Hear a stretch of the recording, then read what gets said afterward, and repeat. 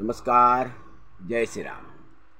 मंडळी, आता पहलगाममध्ये जे हत्याकांड घडलं आणि आपले भारतीय बांधव 28 बांधव आपले त्यांची दुर्दैवी हत्या झाली, तेव्हा संपूर्ण देशच आपला एक प्रकारे हळहळतो आहे आणि तो शोकसागरात बुडालेला आहे. आणि प्रत्येक नागरिकाची अशी इच्छा आहे की ह्या पार्श्वभूमीवर पाकिस्तानवर कठोरात कठोर कारवाई व्हावी.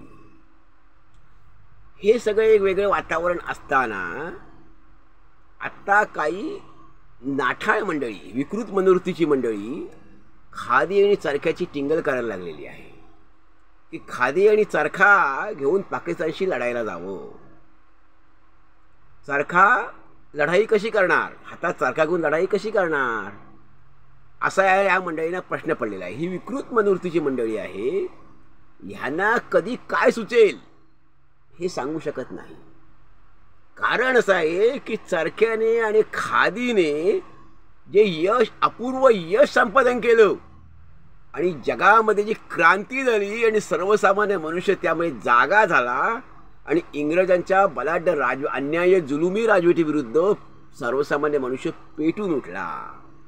महिला जागा झाल्या आणि महिला रस्त्यावर आल्या. जगात कुठेही एवढ्या प्रमाणात महिला रस्त्यावर आल्या नव्हत्या. तेवढ्या प्रमाणात प्रथमच महिला या चरखा आणि खादीमुळे रस्त्यावर उतरल्या. आणि 1930ची दांडी यात्रा असो, 42ची चलियाव चळवळ असो, ह्यामध्ये या महिला आणि सर्वसामान्य नागरिक, गोरगरीब नागरिक रस्त्यावर उतरला. त्यांनी इंग्रज सरकारवर धसका घेतला आणि त्यांना देश सोडून जाणं भाग पडलं. तेव्हा हे अपूर्व यश ह्यांच्या ह्या मंडळींच्या, विकृत मंडळींच्या डोळ्यात खुपतं आहे. ह्याचं कारण ह्यांचे आजोबा पणजोबा तेव्हा असूनही ते इंग्रजांना साथ देत होते, इंग्रजांचे लाभ स्वीकारत होते, इंग्रजांकडनं पेन्शन घेत होते, माफीनामे लिहून देत होते, परंतु या आंदोलनात सहभागी होत नव्हते. आंदोलनात सहभागी, उलट पक्षी आंदोलनात सहभागी कोण होतं तर सर्वसामान्य गरीब कष्टकरी नागरिक, सर्वसामान्य गरीब कुटुंबातल्या महिला. मग त्या साक्षर असतील, निरक्षर असतील, सुशिक्षित असतील, अशिक्षित असतील, गरीब असतील, कुणी असतील. जगात कुठे नाही एवढी क्रांती मोठी झाली की महिला एवढ्या मोठ्या प्रमाणात महिला रस्त्यावर आलेल्या नव्हत्या.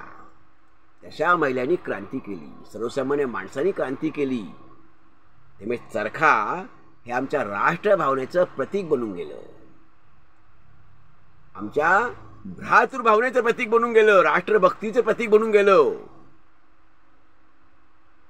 प्रतिकाराचं प्रतीक बनून गेलं, देशभक्तीचं प्रतीक बनून गेलं. चरखा हे स्वावलंबनाचं, स्वाभिमानाचं, आत्मसन्मानाचं प्रतीक बनलं होतं आणि अजूनही आहे. हा चरख्याच्या माध्यमातून सर्वसामान्य मनुष्यावर जागा झाला. ह्याचं कारण असं आहे की चरख्यामुळे, चरखा आणि केरसुणी ही क्रांतीची दोन प्रतीके होती आणि प्रतीके आहेत. चरख्याच्या माध्यमातून बेरोजगार मनुष्याला, दरिद्री माणसाला, गरीब माणसाला, आमच्या शेतमजुराला, आमच्या शेतकऱ्याला हाताला काम मिळणार आहे. त्या माध्यमातून दारिद्र्याचं आणि बेरोजगारीचं उच्चाटन होणार आहे. आणि केरसुणीच्या माध्यमातून आमच्यामधील भेदाभेद नाहीसा होणार आहे, उच्चनीचे भाव नाहीसा होणार आहे.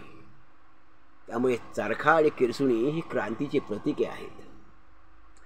जर सर्वसामान्य माणसाच्या हातात चरखा आला तर समाजातील बेरोजगारी आणि दारिद्र्य यांचं उच्चाटन होईल.